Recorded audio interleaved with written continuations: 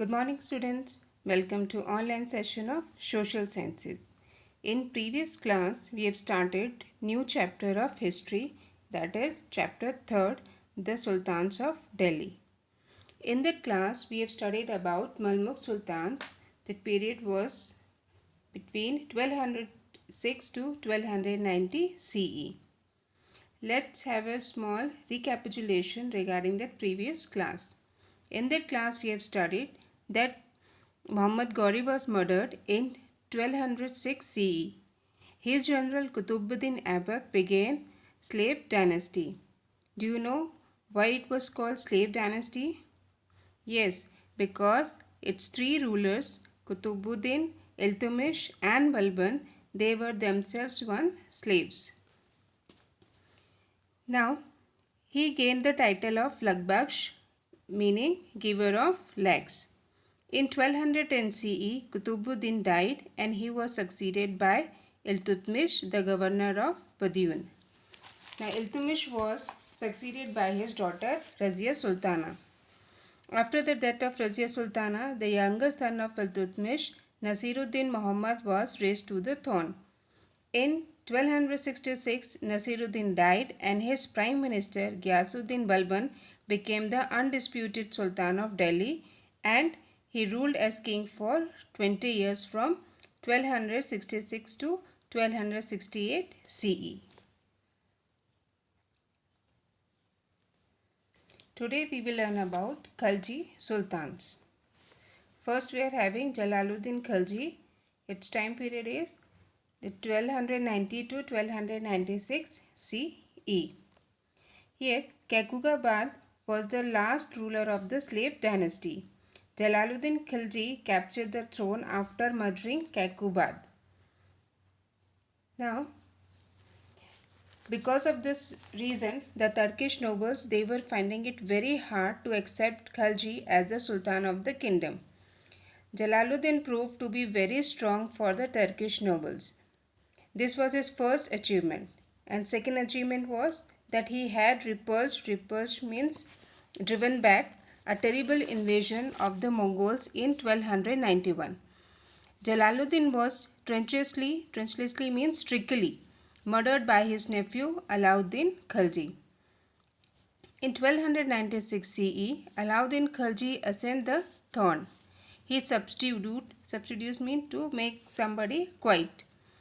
He subdued his rivals, and for this he sent a force of 40,000 soldiers under Ulugh Khan and Zafar Khan to attack Multan and capture the two sons of Jalaluddin. The name of the two sons was Arakali Khan and Abraham.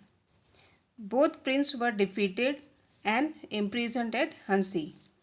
Now Arakali and Ibrahim both were blinded and later murdered. In this manner, Alauddin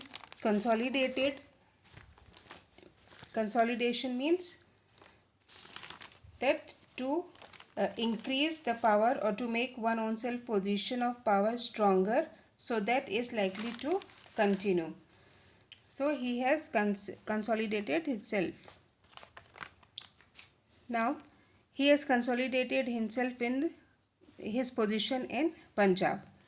He was very tricky, so he distributed booty. Booty means valuable stolen goods, which he had received from Devagiri campaign, which was in 1296.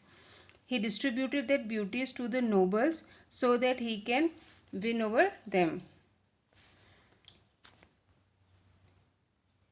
Now, conquest of Alauddin. Before starting this explanation of this paragraph, I would like to explain the three policies which are given here: the consolidation, expansion and defense.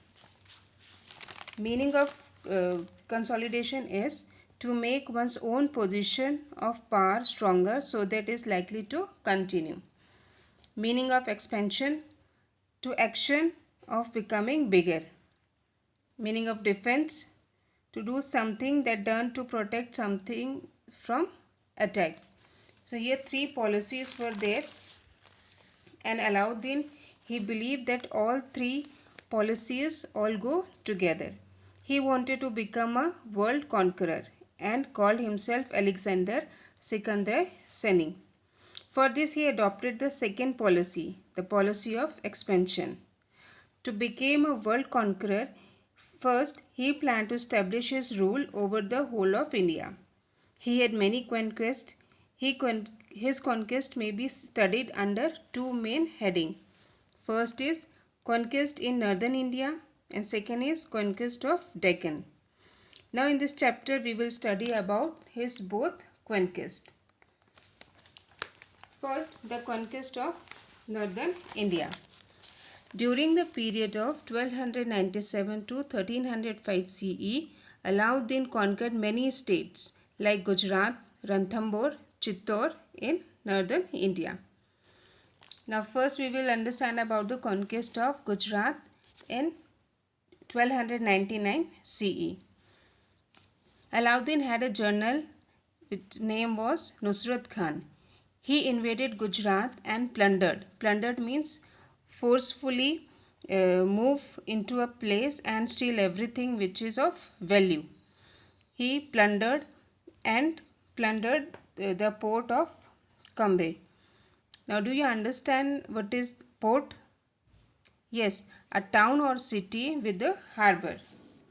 Nusrat Khan purchased a Hindu slave named Malik Kafur for 1000 dinars. Malik Kafur embraced means to hold or accept. So Malik Kafur embraced Islam and extended the Khalji Empire to the whole of South India. Conquest of Ranthambore. In 1301 CE, the two generals of Alauddin Khilji, named Ulugh Khan and Nusrat Khan, they laid siege to the fort. Siege means a situation in which an army surrounds a town for a long time. Here, Nusrat Khan and many Muslim soldiers were killed in the battle. Now, after the death of Nusrat Khan, Alauddin himself took over the command of the army and attacked Ranthambore. The Rajput chief put up tough means difficult or hard, resistance means fighting back against somebody. So the Rajput chief, he had given a very tough resistance to Alauddin Khilji army, but later he was defeated and put to death. Third conquest, that is conquest of Chittor, 1303 CE. In Chittor, Rana Ratan Singh and his soldiers tried very hard and fought to the last man. In 1305 CE, Alauddin conquered Malwar, which includes the city of Ujjain, Mandu and Chanderi. With this conquest, Alauddin Khilji became practically master of the whole of the northern India. Now we will study about Deccan conquest. First of all, we are having conquest of Devagiri. Students, do you remember that Malik Kafur? Yes, a Hindu slave who was purchased by Alauddin's general Nusrat Khan for 1000 dinars. Now in 1307 CE, Alauddin sent an army under Malik Kafur against King Ramchandra of Devagiri. The king was defeated, but Alauddin Khilji allowed the King Ramchandra to rule as a vassal. Meaning of vassal? In feudal society, a vassal was a man who gave military service to a lord, in return for which he was protected by the lord and received land to live on. Alauddin made Devagiri the base for the further campaigns. Campaigns means a planned series of attack in a war. So he have made that Devagiri as base for the campaigns in the south. Now Warangal, that is 1309 CE. Prataprudra Deva, the ruler of Warangal, offered very tough resistance to Alauddin army, but later he was defeated. Prataprudra Deva was not put to death. He agreed to pay an annual tribute. Annual tribute means that is an annual or stated sum of money paid by one ruler to another as an acknowledgement of submission or as the price of peace and protection. Now Malik Kafur returned to Delhi along with an immense booty.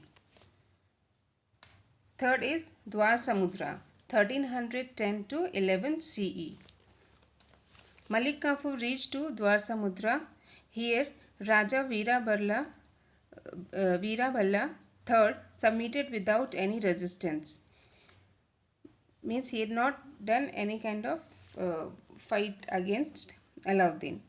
Malik Kafur looted and plundered some of the famous temples and returned to Delhi with a large quantity of gold, silver, jewel, etc.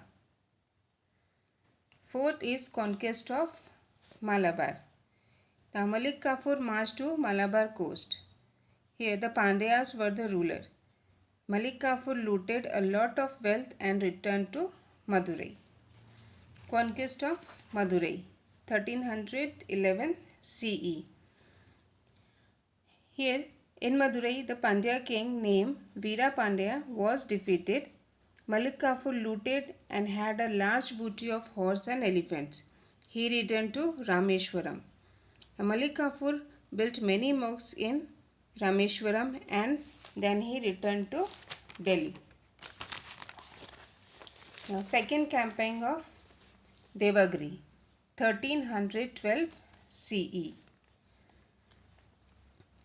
Dear students, do you remember what happened in first campaign of Devagiri? Yes, in the first campaign of Devagiri in 1307 CE, King Ramchandra was defeated and promised to give tribute to Alauddin Khilji.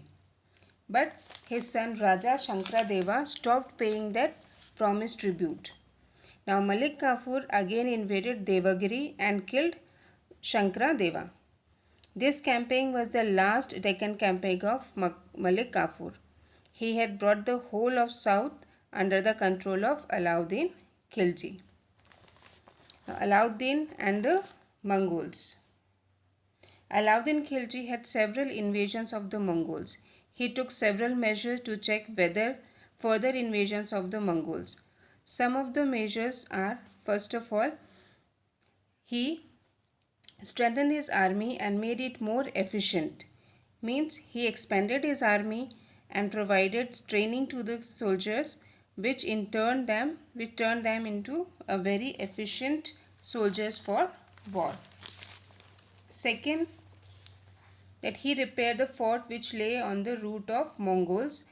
He also built forts at strategic places. Means he had repaired the forts so that the forts can bear the invasion of Mongols, or if any damages they are causing to these forts. Now beside this, he also built new forts as strategic places. Strategic places means the places from where he could gain long-term military advantages. The third measure was he stationed his armies. Station means placed. He placed his armies in the frontier provinces of that Multan, Samana and Dipalpur. All these measures helped Alauddin to check the advances of Mongols. All the measures were maintained. The Mongols were so well checked by the Alauddin countermeasures that they didn't invade India as long as Alauddin was alive. Now, Alauddin Khilji's administration. There were two different kinds of reforms. First, we'll understand the meaning of reforms. Meaning of reform is to change a system or law, etc., in order to make it better. So, Alauddin Khilji, he have made some reforms regarding administration and economy. First, we will understand about the administrative reforms. Alauddin was a capable administrator. He had introduced several measures to check internal revolts and to keep his nobles under his strict control. First measure was that he prohibited the nobles from intermarriages. Intermarriages means that marriage between people of different religions, tribes or caste. He prohibited intermarriages, intercaste marriages, so as to prevent the nobles from making alliances. Alliances means an agreement between groups or countries to work together and support each other. So, as he prohibited that intermarriages, that nobles, they were not able to make any kind of alliances there. Second measure, that he prohibited the nobles to hold social gatherings and drinking at parties, because through that such